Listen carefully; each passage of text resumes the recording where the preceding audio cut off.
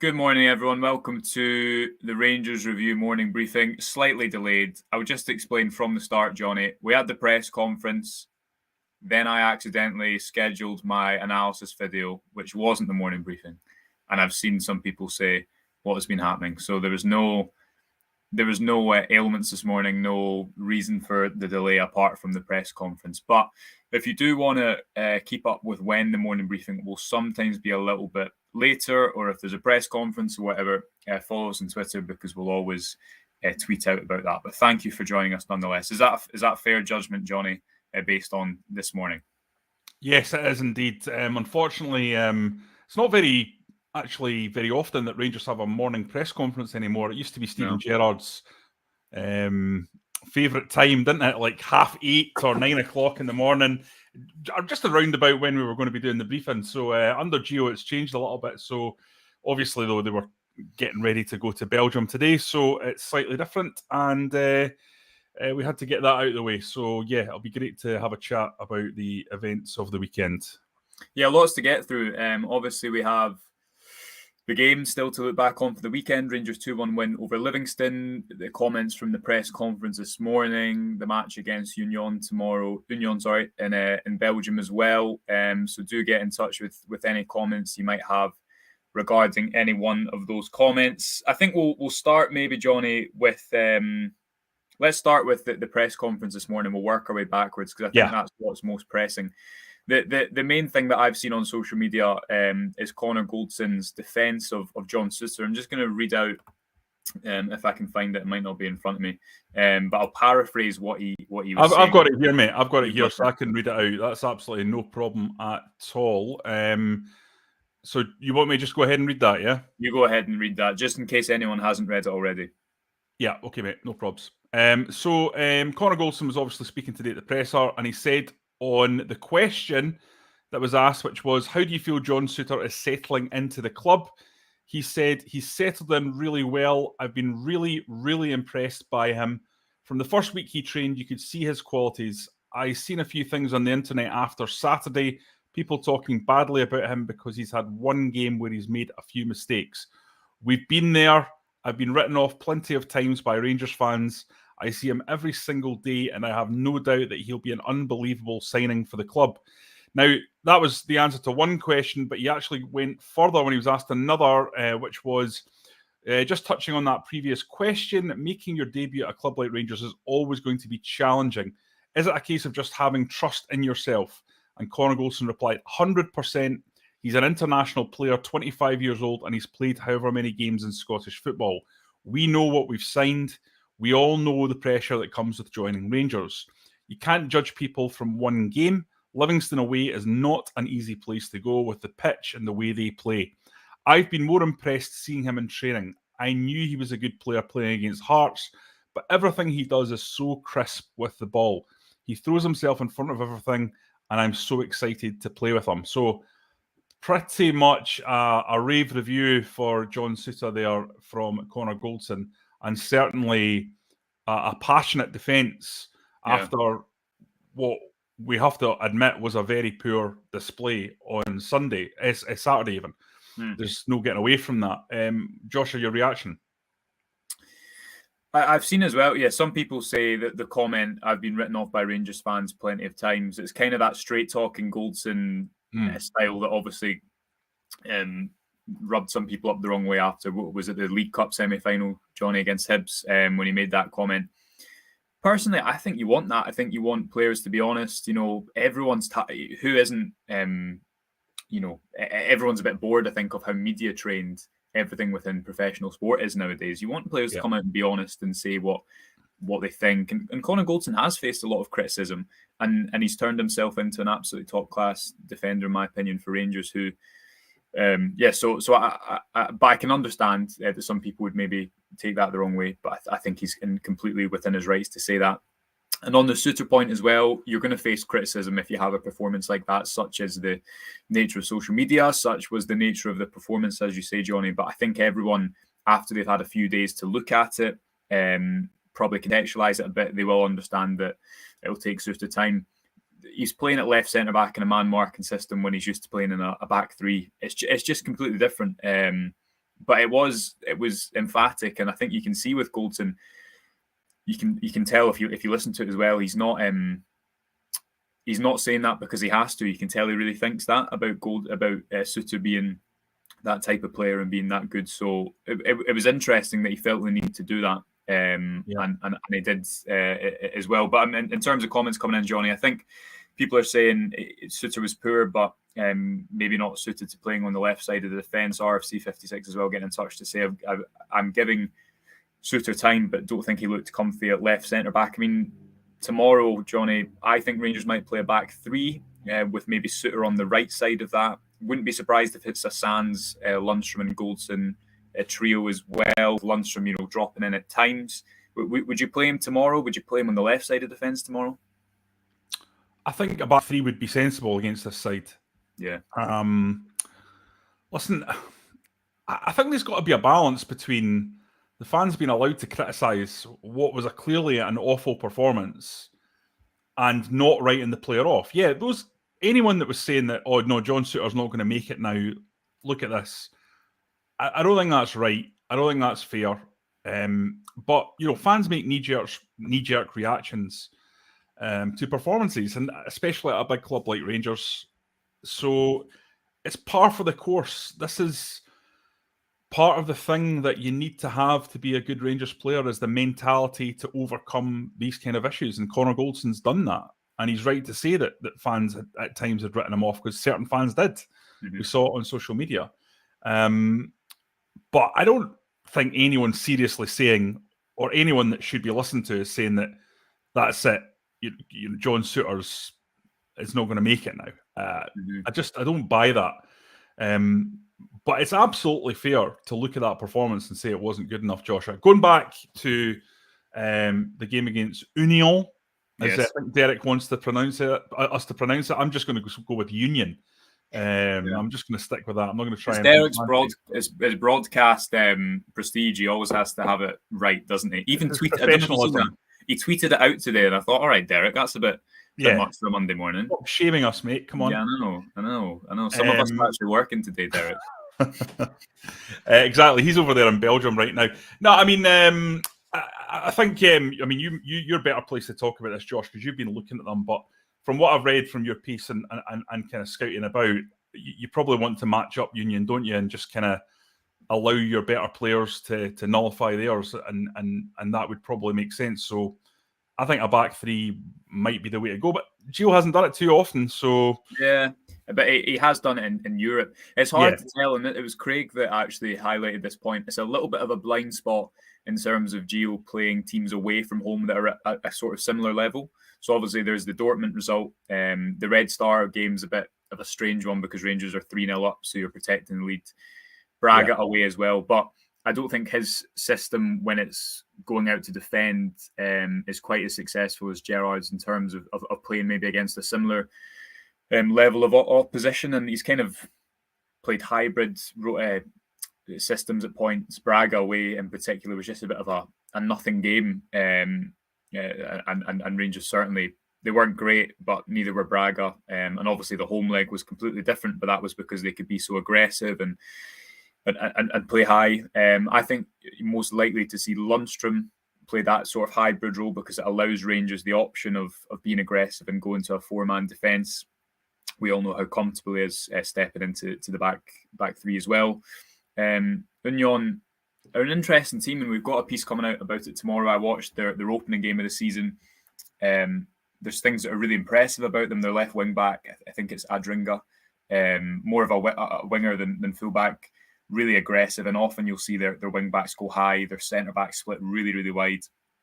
And they've got the ability to really try and create down the flanks. So they'll have their wide centre back, one of their forwards, a midfielder, and a wing back to try and create kind of 4v3s, get good crossing locations. They have a very clear style of play, as Van Bronckhorst said at the press conference this morning, I think. So they've also got a lot of pace in their right-sided forward, whose name escapes me, but their number 13 and their left wing back will be dangerous. But equally, it'll be interesting to see if they are that ambitious.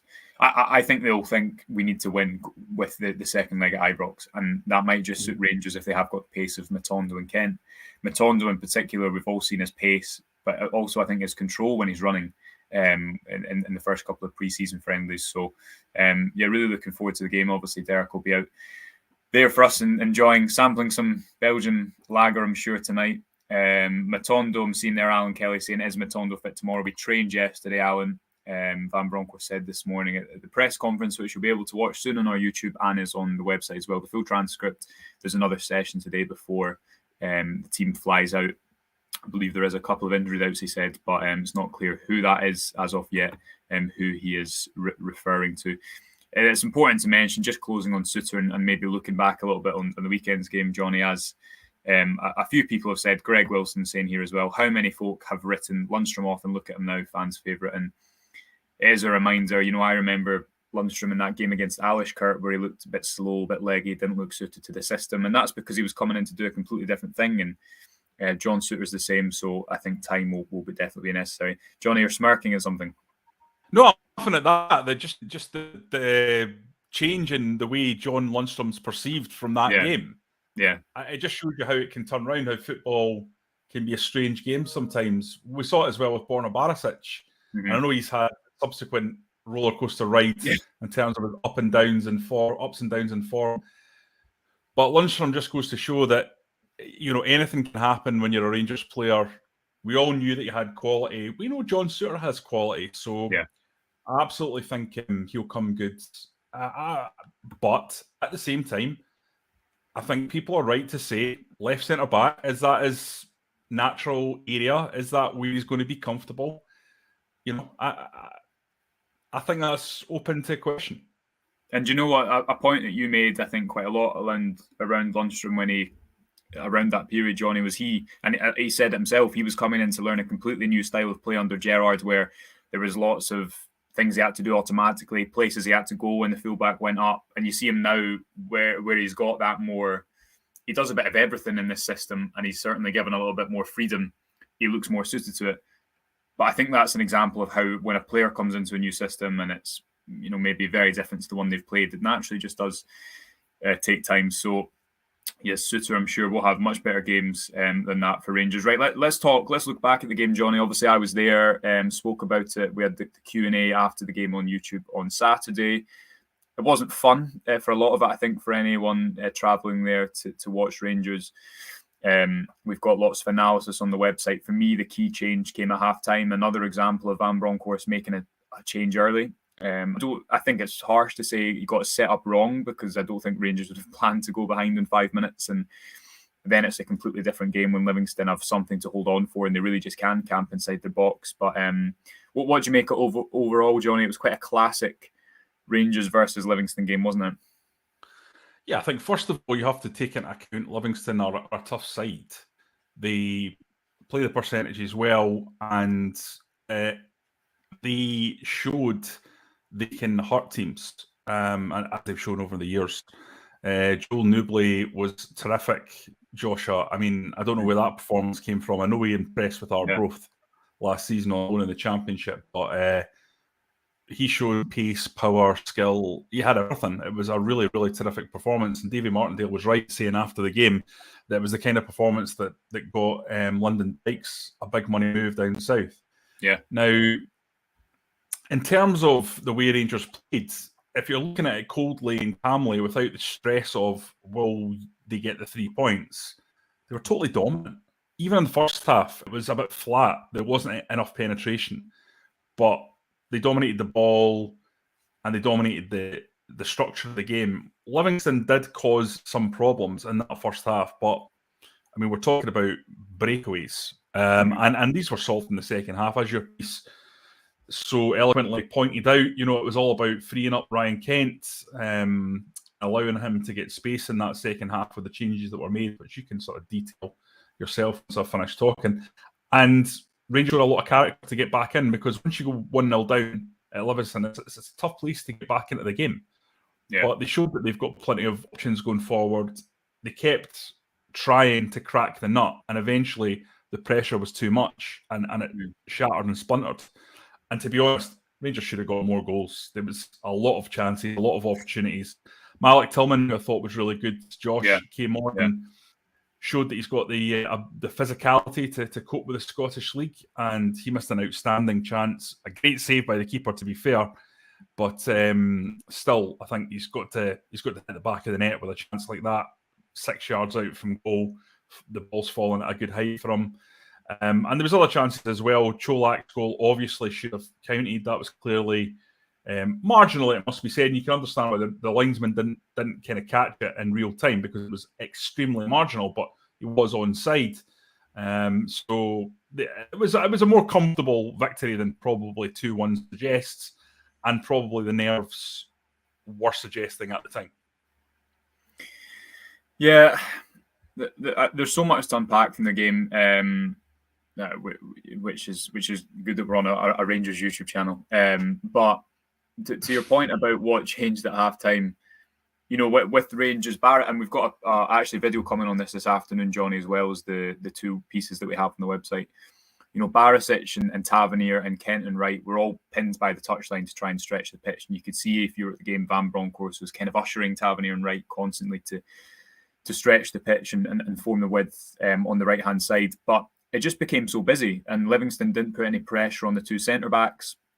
They could mark up all the other options. They had a free man in the box because Souttar and Goldson, even though they're good on the ball, it's a difficult surface.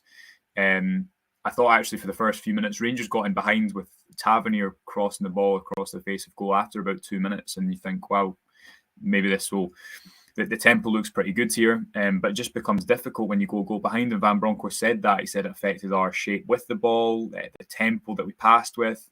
And he changed it at half-time. And by bringing Tillman inside alongside Lawrence and just inverting Barisic ever so slightly, the players that had been marking Scott Wright and Borna Barisic on the left and right wing had to come inside the pitch as well. And that allowed Rangers to really clear the wings and actually get some space, get an area where they could try and penetrate and create from. And obviously the left-hand side, Kent crosses for Cholak and it's offside, and then crosses Farfield, and Rangers eventually equalise. That's how they break through. So I thought it was a really good decision, because you're kind of sitting there and you're thinking, what can you do? The bench, looking at the bench, it didn't look, because we hadn't seen Tillman before, it didn't look like a bench that was necessarily going to change the game. Huge credit to Scott Arfield, who, I was saying on the channel after, Johnny, a lot of people, including myself, thought, why has he been offered a new deal? Rangers don't need to. But I think you see just that quality he has in making those runs. A welcome reminder of that. But for me, the big difference is getting Kent 1v1, because Pittman could double up on him and stop him. And Martindale said this after the game, stop him coming inside, forced him up the line constantly. Barisic's runs, I think, just busied that area. So really intelligent management. And I just think the type of thing that you don't notice at the game, this is why people like Van Bronckhorst and Dave Voss and his coach teams are paid the big bucks, because they can look at the problem and diagnose it quickly and see this is where we need to create from, and this is what we need to change. I mean, I thought lots of players worth a mention, but for me, Johnny, Ryan Kent had a frustrating game, and watching it back, probably don't appreciate at the game how difficult it is with him matched up to 2v1. But those two crosses were moments of real quality, weren't they? And he's unfortunate to not come away with 2 assists, and one on the left foot, one on the right. Yeah, no, I mean, Ryan Kent, mate, there's no doubt in my mind that he's a top quality player and has the ability to deliver in top class deliveries. He's shown that time and time again. I think, what was it, 20 assists last year? Yeah, I know his goals his goals tally was pretty poor, but in terms of what he's capable of producing in the big moments, he's right up there and he can do it. It's just whether or not he can be as effective as his talent suggests he should be. Mm-hmm. So for me, look at someone like look at like James Forrest at Celtic, right? And we've talked about this comparison before. James Forrest couldn't lace Ryan Kent's boots in terms of quality, in terms of ability on the ball, just as an overall player. But his numbers are excellent, or have been up until recent seasons, when he struggled, obviously, with injury. And the reason I bring him up is just because I think Kent sometimes needs to work a little bit on his effectiveness, on just making sure he's in those positions. I expect someone like Tom Lawrence is going to really add a lot in that regard to Rangers this year. Someone who's just a bit of a killer as a winger. Now, Kent isn't that kind of winger, really. He's more of a traditional chalk in the boots type. Yeah. I think he needs to try and bring more goals, more assists to his game. To be fair, assists-wise, he's doing pretty well. More goals to his game. But there's no doubt, Josh, he is top-notch. And Rangers will be desperate to get him signed up to a new deal because there's no doubt when it comes to the crunch, especially in the big games against Celtic in Europe, he's a man you want on the pitch. Yeah, and again, it's validation for what Van Bronckhorst was speaking about last week when he was saying we want, numerous different ways to attack, numerous different ways to hurt opponents. Yeah, it might be a little bit revisionist, but under Steven Gerrard, would you have seen a change at halftime? I don't know if the change would have come that early, a change in approach. And you definitely see the value of that with Van Bronckhorst. The time to talk about some more players as well. Jim McCarroll, good friend of the show, is talking about Sands, someone that myself and Jim were talking about at Ibrox in pre-season. James Sands he's getting a lot of love in the comment section these days, Johnny, and that wasn't the case in pre-season. But you see, he's doing well, and I think people are starting to see what he brings. And when he came on, he didn't have too much to do on Saturday, but I thought what he did have to do, he did very well. And I'd probably start him tomorrow in Belgium, just because I think he deserves an opportunity to start a game centre-back. Yeah, I would file myself under unconvinced by James Sands last season. I thought he was clearly a tidy player technically, but I wondered if he had the strength of personality to impose himself at Rangers, which I do believe that you need at this club. But I think you're starting to see signs of a guy who is adjusting to his environment, adjusting to the style of football. And given Rangers have a Dutch coach, the ability to have a guy in that squad who can seamlessly move between defence and midfield and is a good passer on the ball, it's just a no-brainer, Josh. And the guy who's made the comment is right to pick you out, because you have been talking about that from the get-go, about that being an important aspect of the squad and why Sands might make an impact. I think the thing that really impressed me on Saturday was that Sands really dealt with the physical threat of Nubly so much better than John Souttar had in the game. He went right up against him and said, right, pal, let's go. And I didn't expect that from James Sands. I think James Sands more is the guy who, in the traditional sense of two centre-backs, where you have one who goes and challenges for the ball and one who's more of a ball player who sits back and sweeps things up. The Costa Curta Baresi model. I always thought of James Sands as being more like the Baresi type, the guy who would snuff out danger, as opposed to the guy who would go and clatter in. But I thought he looked like he was really up to the physical challenge, which is another great sign for the season ahead. And I'm starting to think, Josh, I would not be surprised to see James Sands become a real threat to Ben Davies in that left centre-back role. It just seems like that's the way it's going. Yeah, it's not a bad thing to have, and obviously with the option of a back three in Europe, I guess as well, if Sands, and he does need to play more games, I think, to really cement the opinion, but if Sands can play in that back three, it gives you the option of Lundstrom maybe doing that box-to-box role a little bit more in Europe, which you obviously miss if you take him out of the centre of midfield, which could be important. But yeah, it's good to see him make a bit of an impact. And when we spoke to him last week at the press conference, he certainly referenced the time it taken to bed and whatnot. And his international teammate, who Ian highlights here, Malik Tillman, I thought he was excellent, Johnny. Loan players to the old firm don't always work. Certainly, often it takes a long time. You see Amhad Diallo yesterday coming on for Ronaldo and scoring for Man United. I know it was a pre-season friendly, but in contention in pre-season, and he didn't really get an opportunity or wasn't able to impose himself at Rangers. Tillman, when he came on, I was watching him do his warm-up at half-time, and it wasn't that intense, and I was kind of thinking, is he going to come on and the pace is going to shock him, and it's going to take him a few games to get up to speed? But I thought, along with Tavernier and Kent, he was a player that drove the team forward. He took the ball in tight areas. He looked really quick. The free kick he won late in the game was where the Livingston player was sliding in, but it just took the pressure off. I thought was just a little iota of maybe a kind of wise head on young shoulders, and a very promising debut. You can see his technicality, but obviously it wasn't really going to be a case of is he going to be technically good enough coming from Bayern Munich, being a highly rated young player there. It was always going to be, can he apply himself? Can he get up to speed quickly?